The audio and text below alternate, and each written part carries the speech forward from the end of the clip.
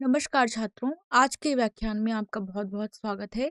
आज हम कक्षा 9 के अध्याय 3 जिसका नाम है परमाणु एवं अणु उसकी बात कर रहे हैं, जिसमें हम व्याख्यान भाग 6 की बात करने वाले हैं। और आज के इस व्याख्यान में हम कवर करेंगे एनसीईआरटी अनुभाग 3.5 से लेकर के 3.5.1 तक के बातों को। आगे बढ़ते हैं। यह अस्वीकरण है। इसके बाद हम पहले जान लेते हैं कि आज इस व्याख्यान में हम क्या क्या सीखने वाले हैं। आज के व्याख्यान में भाग लेने के बाद आप जिन बातों को सक्षम होंगे समझने में, वो हैं आणविक द्रव्यमान और सूत्र इकाई द्रव्यमान की अवधारणा। तो आप समझ पाएंगे कि आणविक द्रव्यमान क्या होता है और सूत्र इकाई द्रव्यमान क्या होती है, इसे हम कैसे प्राप्त करते हैं। इसके बाद अगर हम बात करें एनसीईआरटी पुस्तक की, तो उस पुस्तक के अनुसार आप क्या क्या बातें सीख पाएंगे। तो हम सबसे पहले आज बात करेंगे अनुभाग 3.5 की, जिसमें आणविक द्रव्यमान को बताया गया है। आणविक द्रव्यमान की अवधारणा को समझने के बाद हम बात करेंगे अनुभाग 3.5.1 की, जिसमें सूत्र इकाई द्रव्यमान की चर्चा की गई है। उसके बाद हम उदाहरण 3.1 और 3.2 की चर्चा करेंगे, ताकि हम अणु और सूत्र इकाई द्रव्यमान की अवधारणा को और अच्छे से समझ सकें, क्योंकि उदाहरण हमें यह दिखाने में मदद करते हैं कि ये गणनाएं वास्तविकता में कैसे की जाती हैं, जिससे अवधारणा स्पष्ट और समझने योग्य हो जाती है।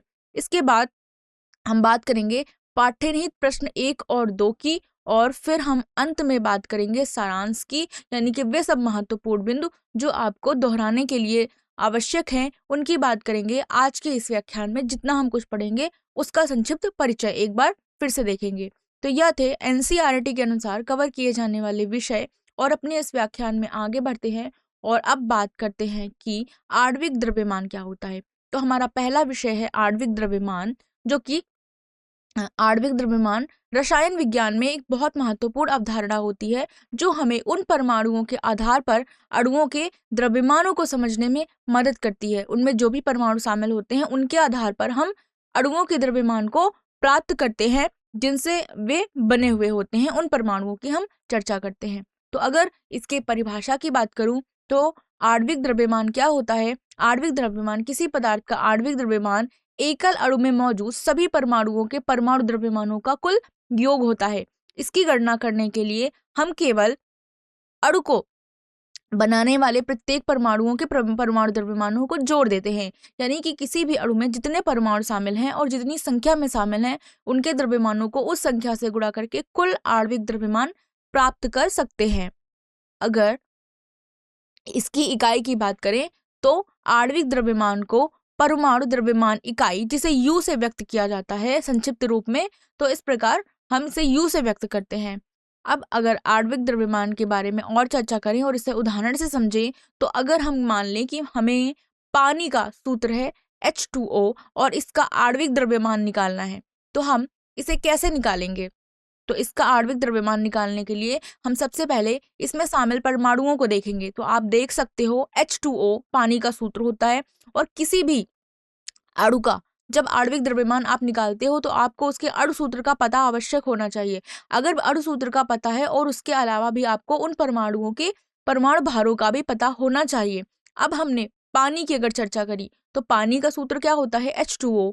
अब H2O में 2 हाइड्रोजन और 1 ऑक्सीजन है। तो अब हम सबसे पहले हाइड्रोजन का परमाणु द्रव्यमान लिखेंगे, जो कि 1 U है। हम इसे परमाणु द्रव्यमान इकाई में लिखते हैं, जिसे U से प्रदर्शित करते हैं। ये मैंने अभी अभी आपको बताया। तो हाइड्रोजन का परमाणु द्रव्यमान हम लिखेंगे 1 U। इसके बाद ऑक्सीजन का परमाणु द्रव्यमान होता है 16 U। तो यहाँ पर U मतलब परमाणु द्रव्यमान इकाई है। तो ऑक्सीजन पानी का एक घटक है, इसलिए हमने ऑक्सीजन का भी द्रव्यमान लिख लिया। अब देखो, हम पूरे जल के अणु का आणविक द्रव्यमान जब निकालेंगे, क्योंकि यहाँ पर हाइड्रोजन के 2 परमाणु होते हैं पानी के एक अणु में, और ऑक्सीजन का 1 परमाणु होता है। तो हमको क्या करना है कि 2 परमाणु होते हैं अगर हाइड्रोजन के, तो 2 का गुणा करना है हाइड्रोजन के परमाणु द्रव्यमान से। और हाइड्रोजन का परमाणु द्रव्यमान हमने 1 U बताया था और ऑक्सीजन का 16 U, और दोनों का हमें योग कर देना है। तो 2 का गुणा 1 से करने पर और उसमें 16 जोड़ने पर आपको 18 प्राप्त होगा, जो कि जिसकी इकाई परमाणु द्रव्यमान इकाई ही होगी। तो इस प्रकार हमने जब जल का आणविक द्रव्यमान ज्ञात किया, तो हमें प्राप्त होता है 18 U। इसके बाद और उदाहरणों की चर्चा करते हैं। अब हमारा अगला उदाहरण है जो कि है कार्बन डाइऑक्साइड। तो इसका रासायनिक सूत्र होता है CO2, यानी कि यहाँ पर एक कार्बन उपस्थित है और 2 ऑक्सीजन के परमाणु शामिल हैं। अब अगर कार्बन के परमाणु द्रव्यमान की बात करें तो इसका होता है 12 परमाणु द्रव्यमान इकाई, 12U इसका परमाणु द्रव्यमान होता है। और अगर ऑक्सीजन के परमाणु द्रव्यमान की बात करें तो ये होता है 16 परमाणु द्रव्यमान इकाई, यानी कि 16U। अब हम क्या करेंगे, कार्बन डाइऑक्साइड का के अणु का जब हम आणविक द्रव्यमान निकालेंगे तो अब हम इनके परमाणुओं के द्रव्यमानों को उनकी संख्या से गुणा कर देंगे, जितनी भी संख्या में वे स्थित हैं। एक कार्बन है तो कार्बन के साथ 1 का गुणा होगा, और ऑक्सीजन 2 है तो हमारे पास ऑक्सीजन का 2 से गुणा होगा। अब दोनों के परमाणु भारों को लिखते हैं। तो कार्बन का होता है 12U, ऑक्सीजन का होता है 16U, जिसका गुणा 2 से किया जाएगा और दोनों का योग किया जाएगा। तो 12 धन 32 मिलकर के 44 बना देंगे। तो इस प्रकार कार्बन डाइऑक्साइड का आणविक द्रव्यमान आपके पास निकल करके आएगा 44U, मतलब 44 परमाणु द्रव्यमान इकाई। इसी प्रकार अगले उदाहरण की चर्चा करें जो कि है मेथेन, यानी कि CH4। और हम जानते हैं ये एक हाइड्रोकार्बन है। अगर हाइड्रोकार्बनों की बात करते हैं तो हाइड्रोकार्बन वे पदार्थ होते हैं जहां पर सिर्फ कार्बन और हाइड्रोजन शामिल होता है, और जो मेथेन होता है वो सबसे सरलतम हाइड्रोकार्बन होता है। तो मेथेन में क्या होता है, एक कार्बन होता है, और चूंकि हम जानते हैं कार्बन की 4 संयोजकताएं हो सकती हैं, चार बंध बना सकता है, तो चारों हाइड्रोजनों से एक एक बंध बना करके इसने 4 संयोजकताएं पूरी करी। तो इस प्रकार जिस अणु का निर्माण हुआ उसे हमने कहा मीथेन। अब हमें इस अणु का आणविक द्रव्यमान ज्ञात करना है। तो इसके आणविक द्रव्यमान को ज्ञात करने के लिए हम क्या करेंगे, कार्बन का परमाणु द्रव्यमान लिखेंगे जो कि होता है 12U, यानी कि 12 परमाणु द्रव्यमान इकाई, और हाइड्रोजन का परमाणु द्रव्यमान होता है 1U, यानी कि 1 परमाणु द्रव्यमान इकाई। अब जितनी जितनी संख्या में ये मौजूद है उनसे गुणा कर देना है इनके परमाणु द्रव्यमानों को। तो अगर हम पूरे CH4 यानी कि मेथेन के आणविक द्रव्यमान की बात करें तो एक कार्बन उपस्थित है और 4 हाइड्रोजन है, तो हाइड्रोजन में 4 से गुणा कर देंगे। कार्बन का परमाणु द्रव्यमान 12 और उसमें जोड़ देंगे हाइड्रोजन का परमाणु द्रव्यमान, 4 हाइड्रोजन के परमाणु द्रव्यमानों को, यानी कि 4 गुणे 1U। तो 12 में 4 जोड़ करके आपको 16U प्राप्त होगा। 16 परमाणु द्रव्यमान इकाई मेथेन का आणविक द्रव्यमान होता है। इसके बाद आगे बढ़ते हैं और अब हम बात करते हैं उदाहरण 3.1 की। यहाँ क्या बोला गया है कि पानी के सापेक्ष आणविक द्रव्यमान की गणना करें, और दूसरा है खा कि HNO3 जिसे हम नाइट्रिक अम्ल के नाम से भी जानते हैं, इसके आणविक द्रव्यमान की गणना करें। तो हमने भी पानी का उदाहरण पहले ही देख लिया था। उसके बाद हम HNO3 यानी कि नाइट्रिक अम्ल के आणविक द्रव्यमान की गणना के बारे में पढ़ेंगे। आगे बढ़ते हैं और सबसे पहले जानते हैं कि हम पानी का आणविक द्रव्यमान कैसे निकालेंगे। तो ये मैंने आपको अभी उदाहरण देकर के समझा दिया है कि पानी में हाइड्रोजन 2 हाइड्रोजन होते हैं और 1 ऑक्सीजन होता है। हाइड्रोजन का परमाणु द्रव्यमान 1 परमाणु इकाई होता है, ऑक्सीजन का होता है 16 परमाणु द्रव्यमान इकाई, और जल का आणविक द्रव्यमान जिसमें हाइड्रोजन के 2 परमाणु और ऑक्सीजन का 1 परमाणु शामिल होता है। तो हम क्या करते हैं, 2 का गुणा 1 से हाइड्रोजन के लिए, और 1 गुणे 16 यानी कि ऑक्सीजन 1 है और 1 का है 16U, क्या परमाणु द्रव्यमान। तो जब दोनों का योग कर देंगे तो आणविक द्रव्यमान 18 प्राप्त हो जाएगा। इस प्रकार हमारा दूसरा विकल्प है कि ख, जिसमें HNO3 यानी कि नाइट्रिक अम्ल के आणविक द्रव्यमान की बात करी गई है। तो जब हम नाइट्रिक अम्ल के आणविक द्रव्यमान की बात करते हैं तो यहाँ आप देख सकते हो 1 हाइड्रोजन का परमाणु है, 1 नाइट्रोजन का परमाणु है और 1 ऑक्सीजन का परमाणु है। तो यहाँ पर हाइड्रोजन 1 हाइड्रोजन है, 1 नाइट्रोजन है और 3 ऑक्सीजन है। तो यहाँ पर 3 ऑक्सीजन है। तो यहाँ पे कैसे करेंगे, हाइड्रोजन के एक परमाणु का परमाणु द्रव्यमान क्या होता है, 1 होता है, और नाइट्रोजन के परमाणु का परमाणु द्रव्यमान 14 होता है, और ऑक्सीजन का होता है 16। यहाँ पर 3 ऑक्सीजन उपस्थित हैं तो यहाँ पर 3 से गुणा कर देंगे। तो 3 से गुणा करेंगे 16 को तो हमें 48 प्राप्त होगा। इस प्रकार 1 धन 14 धन 48 मिलकर के 63U बना देगा। तो हमें यहाँ पर 63U प्राप्त होगा, किसका, HNO3 यानी कि नाइट्रिक अम्ल का, क्या, नाइट्रिक अम्ल का आणविक द्रव्यमान। तो इस प्रकार हमने यहाँ पे ये भी निकाल लिया। अब हम बात करते हैं सूत्र इकाई द्रव्यमान की। अब हम पहुंच चुके हैं NCERT अनुभाग 3.5.1, जिसमें हम बात करने वाले हैं सूत्र द्रव्यमान इकाई की। अब ये सूत्र इकाई द्रव्यमान या फिर सूत्र द्रव्यमान इकाई दोनों ही बोल सकते हैं, सूत्र इकाई द्रव्यमान कहना ज्यादा अच्छा होगा। इसकी इकाई की अगर हम बात करते हैं ये क्या होती है, तो सूत्र इकाई द्रव्यमान एक यौगिक की सूत्र इकाई में मौजूद सभी परमाणुओं के परमाणु द्रव्यमानों का योग होता है, और इसे हम U से प्रदर्शित करते हैं। यानी कि सूत्र इकाई द्रव्यमान, जिसे इंग्लिश में फॉर्मूला यूनिट मास कहते हैं। इस पद का उपयोग उन पदार्थों के लिए किया जाता है जिनके घटक आयन होते हैं, यानी कि आयनिक यौगिक होते हैं। तो इस शब्द का प्रयोग हम तभी करते हैं। अब हम इसे उदाहरणों से समझेंगे कि आयनिक यौगिक के लिए इसे कैसे प्रयोग करते हैं। उसके अलावा ये जान लेते हैं कि महत्वपूर्ण बात यह है कि सूत्र इकाई द्रव्यमान की गणना की विधि आणविक द्रव्यमान की जैसी ही होती है। हम केवल सूत्र इकाई में मौजूद सभी परमाणुओं के परमाणु द्रव्यमानों को जोड़ देते हैं। मतलब ये बिल्कुल वैसे निकालते हैं जैसे आणविक द्रव्यमान निकालते हैं, पर इस शब्द का प्रयोग किया जाता है आयनों के लिए। जैसे कि सोडियम क्लोराइड। सोडियम क्लोराइड एक आयनिक यौगिक है, क्योंकि यहाँ पर सोडियम एक धनायन होता है, क्योंकि सोडियम एक धातु होती है और धातुओं की प्रवृत्ति क्या होती है, इलेक्ट्रॉन त्याग करके धन आयन बनाने की, और अधातुओं की प्रवृत्ति होती है इलेक्ट्रॉन को ग्रहण करके ऋण आयन बनाने की। तो सोडियम धातु इलेक्ट्रॉन त्याग करके धन आयन बना लेगा, क्लोरीन इलेक्ट्रॉन ग्रहण करके ऋण आयन बना लेगी। तो इस प्रकार जो आयनों के कारण इनके बीच जो आकर्षण बल लगता है, क्योंकि हम जानते हैं कि विपरीत प्रकार के आवेश या आयन एक दूसरे को आकर्षित करते हैं, तो इस आकर्षण के कारण, इस बल के कारण जिस बंध का निर्माण होता है उसे हम कहते हैं आयनिक बंध। और इस प्रकार के यौगिकों को हम आयनिक यौगिकों के नाम से भी जानते हैं। तो सोडियम क्लोराइड एक आयनिक यौगिक है। अब सोडियम क्लोराइड का सूत्र इकाई द्रव्यमान की गणना करनी है, तो हम कैसे करेंगे, इसके लिए हम देखते हैं कि हम क्या करेंगे। सोडियम का परमाणु द्रव्यमान लिखेंगे। सोडियम का परमाणु द्रव्यमान होता है 23U23, सूत्र 23 परमाणु द्रव्यमान इकाई। अब इसके बाद क्लोरीन के परमाणु द्रव्यमान की बात करें तो यह होता है 35.5 परमाणु द्रव्यमान इकाई। तो सोडियम का मिल गया, क्लोरीन का मिल गया। अब इनके लिए भी हम क्या करेंगे, इनके परमाणु के परमाणु द्रव्यमानों का योग कर देंगे, जैसे हमने आणविक द्रव्यमान में किया था। तो सोडियम क्लोराइड का सूत्र इकाई द्रव्यमान क्या होगा, 23U धन 35.5U बराबर 58.5U। तो यहाँ से यह भी बिल्कुल उसी तरह हमने निकाला जैसे हमने आणविक द्रव्यमान निकाला था। तो सूत्र इकाई द्रव्यमान भी बिल्कुल उसी तरह निकलता है जैसे आणविक द्रव्यमान निकलता है। अंतर बस ये है कि सूत्र इकाई द्रव्यमान का प्रयोग हम आयनिक यौगिक के लिए करते हैं। बस इतनी सी बात है और इतना ही अंतर है इसमें। अब एक और उदाहरण देखते हैं कि हम सूत्र इकाई द्रव्यमान को कैसे निकालते हैं उनके लिए। तो देखो, हमारे पास एक और आयनिक यौगिक है जिसे हमने मैग्नीशियम हाइड्रोक्साइड कहा है। यानी कि मैग्नीशियम यहाँ पर एक धातु है जो धनावेशित होती है और हाइड्रोक्साइड एक ऋणावेशित आयन होता है। इस कारण ये एक आयनिक यौगिक है। अब इसके लिए हम क्या करेंगे, इनके भी जो भी इनके परमाणु उपस्थित हैं उनके परमाणु द्रव्यमानों को योग करके निकालेंगे। तो अगर हम मैग्नीशियम के परमाणु द्रव्यमान की बात करें तो वो होता है 24U। अगर हाइड्रोक्साइड के परमाणु द्रव्यमान की बात करें तो यहाँ पे हाइड्रोक्साइड का कैसे निकालेंगे, पहले हम ऑक्सीजन का निकालेंगे और हाइड्रोजन का निकालेंगे और फिर दोनों का योग करके 2 से गुणा कर देंगे तो हमें हाइड्रोक्साइड का प्राप्त हो जाएगा। तो ऑक्सीजन का हमने क्या देखा था, 16U होता है और हाइड्रोजन का 1U होता है। तो हाइड्रोक्साइड का कैसे निकलेगा, देखो मैग्नीशियम का क्या है 24U, तो 24U हमने लिख दिया। अब इसमें जोड़ना क्या है, हाइड्रोक्साइड का।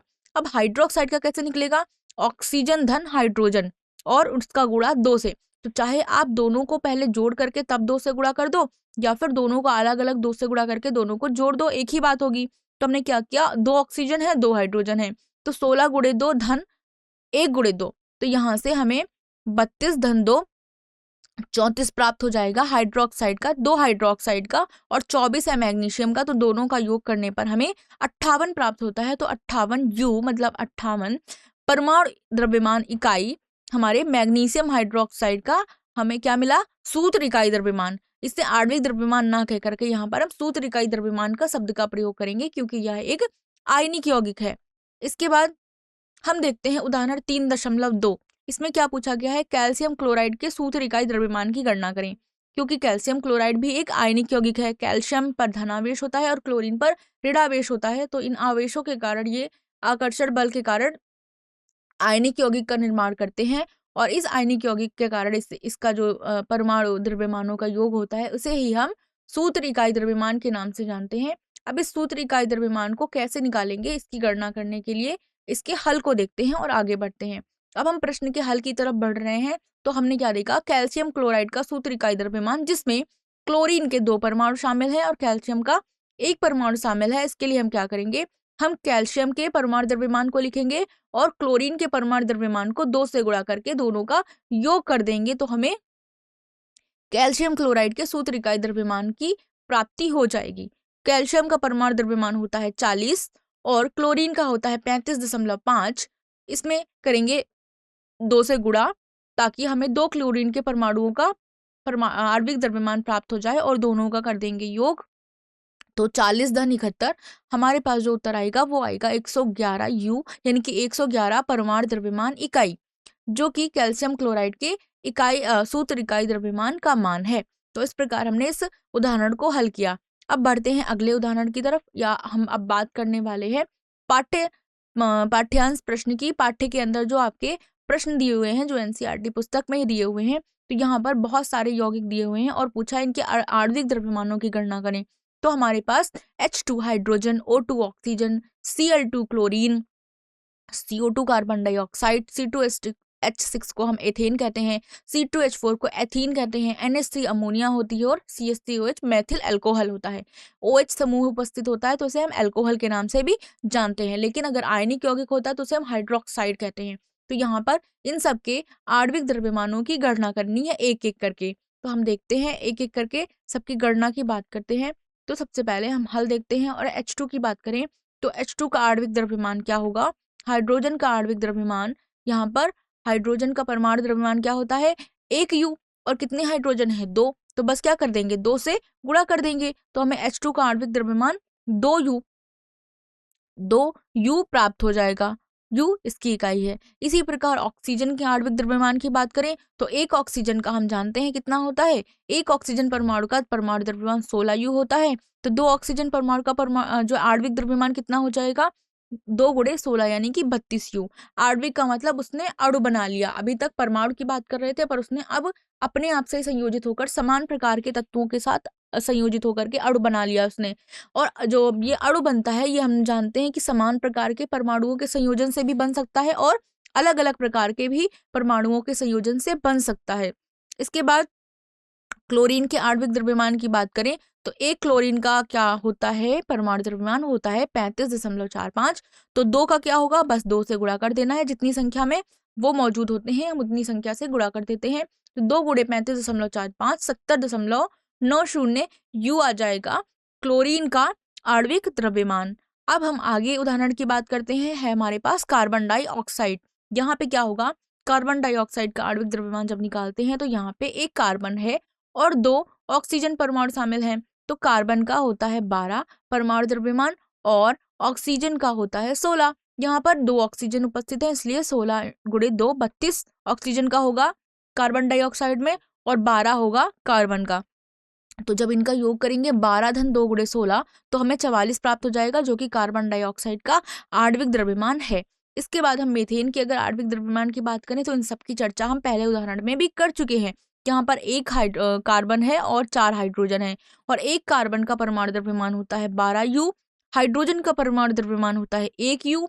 चूंकि यहाँ पर 4 हाइड्रोजन उपस्थित हैं इसलिए यहाँ पर 4 हाइड्रोजनों को हो जाएगा 4 यू। तो CH4 का आणविक द्रव्यमान हो जाएगा 12 धन 4 यू बराबर 16 यू। इसके बाद हम आगे बढ़ते हैं और C2H6 एथेन की बात करते हैं। तो एथेन का कैसे निकालते हैं, यहाँ पर आप देख सकते हो उसमें 2 कार्बन परमाणु हैं और 6 हाइड्रोजन परमाणु हैं। तो 2 कार्बन परमाणु में एक कार्बन परमाणु का होता है 12 यू, तो 2 कार्बन परमाणुओं का हो जाएगा 24 यू। एक हाइड्रोजन का हम जानते हैं कि 1 यू होता है तो 6 हाइड्रोजन का हो जाएगा 6 यू। तो 24 और 6 को जोड़ देना है तो हमें प्राप्त हो जाएगा 30 यू, जो कि C2H6 यानी कि एथेन का आणविक द्रव्यमान है। इसके इसी प्रकार C2H4 का आणविक द्रव्यमान कैसे निकालेंगे, यहाँ पर कार्बन के 2 परमाणु शामिल हैं और हाइड्रोजन के 4 परमाणु शामिल हैं। तो एक कार्बन का 12 होता है, 2 कार्बन का 24 होगा, हाइड्रोजन का 1 होता है, 4 का 4 हो जाएगा। तो आप देख सकते हैं जब हम इनका योग करेंगे C2H4 का तो 2 गुणे 12 धन 4 गुणे 1 बराबर हमें 28 यू प्राप्त होगा, जो कि C2H4 यानी कि एथेन का आणविक द्रव्यमान है। इसके बाद हम अमोनिया के आणविक द्रव्यमान की बात करें तो अमोनिया का आणविक सूत्र हम देख सकते हैं NH3 होता है, जहां पर एक नाइट्रोजन परमाणु है और 3 हाइड्रोजन परमाणु हैं। अब एक नाइट्रोजन परमाणु के अगर परमाणु द्रव्यमान की बात करें तो 14 यू होता है और हाइड्रोजन के एक परमाणु द्रव्यमान की बात करें तो 1 यू होता है और 3 हाइड्रोजन परमाणु शामिल हैं तो यहाँ पर 3 यू हो जाएगा। तो NH3 का आणविक द्रव्यमान होता है 14 धन 3 गुणे 1 यानी कि 17 यू। अब इसी प्रकार हमारा जो आखिरी यौगिक दिया हुआ है हमारे प्रश्न में वो है CH3OH यानी कि जिसे हम मेथिल अल्कोहल के नाम से जानते हैं। अगर हम इसके आणविक द्रव्यमान की गणना करेंगे तो यहाँ हम देख सकते हैं कि हमारे पास 3 प्रकार के परमाणु शामिल हैं, एक कार्बन है, 4 हाइड्रोजन है और एक ऑक्सीजन है। तो इन सबके परमाणु द्रव्यमानों का योग कर देना है तो हमें CH3OH के आणविक द्रव्यमान का पता लग जाएगा। तो हम कैसे करेंगे इस प्रश्न का हल? कार्बन का परमाणु द्रव्यमान होता है 12U, हाइड्रोजन का होता है 1U और 4 हाइड्रोजन शामिल है मतलब 4U हो जाएगा। ऑक्सीजन का परमाणु द्रव्यमान होता है 16U।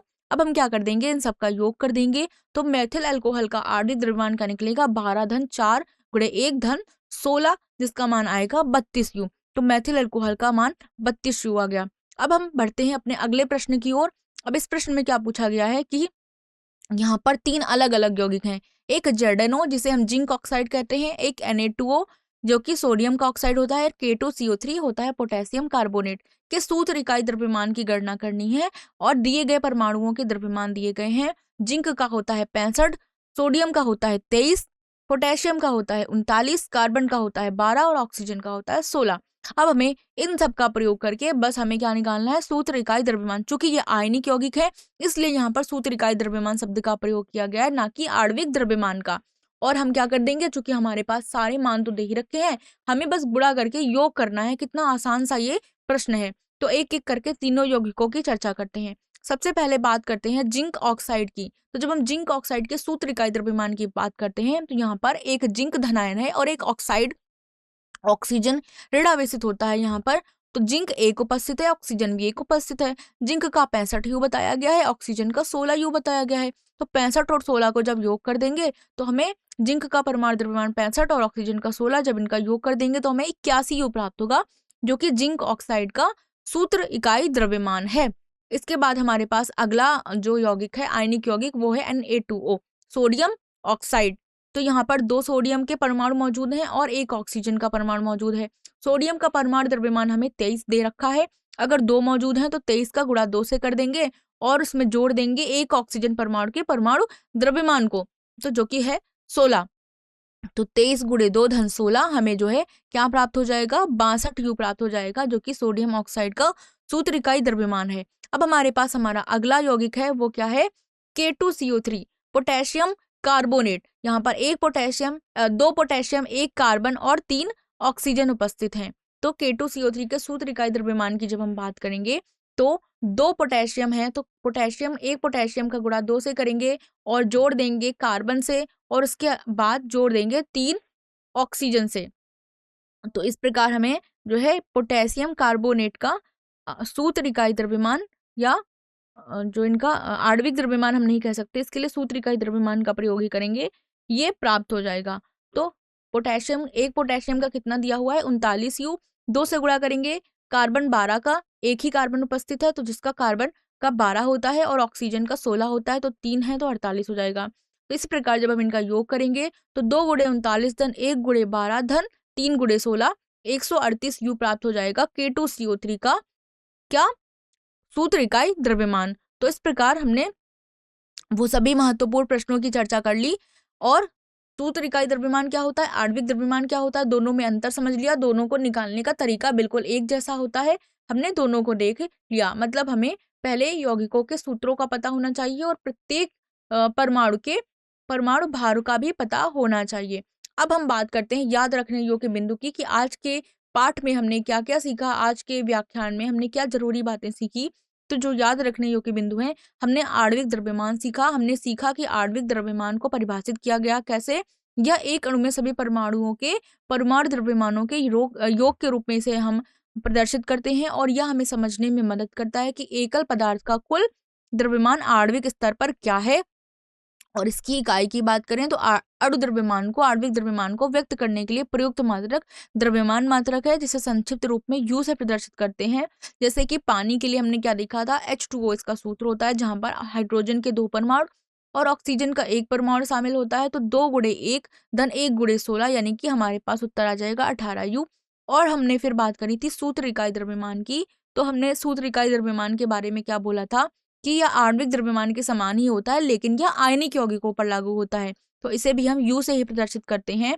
इसकी गणना आणविक द्रव्यमान के ही समान होती है। जैसे कि NaCl एक आयनिक यौगिक है तो इसके लिए हम इसके सभी परमाणुओं के द्रव्यमानों का जब योग करेंगे तो इसके लिए जिस शब्द का प्रयोग करेंगे वो हम करेंगे सूत्र इकाई द्रव्यमान। जब हम सोडियम क्लोराइड की बात करते हैं तो सोडियम का होता है 23 और क्लोरीन का होता है 35.5। तो इनको योग करके हमारे पास जो उत्तर आएगा वो आएगा 58.5 U। तो हमने अभी सारी बातों को दोहरा लिया है जो आज हमने सीखी। तो आज के व्याख्यान में आपको सब कुछ समझ आ गया होगा और इस व्याख्यान में भाग लेने के लिए आपका बहुत बहुत धन्यवाद।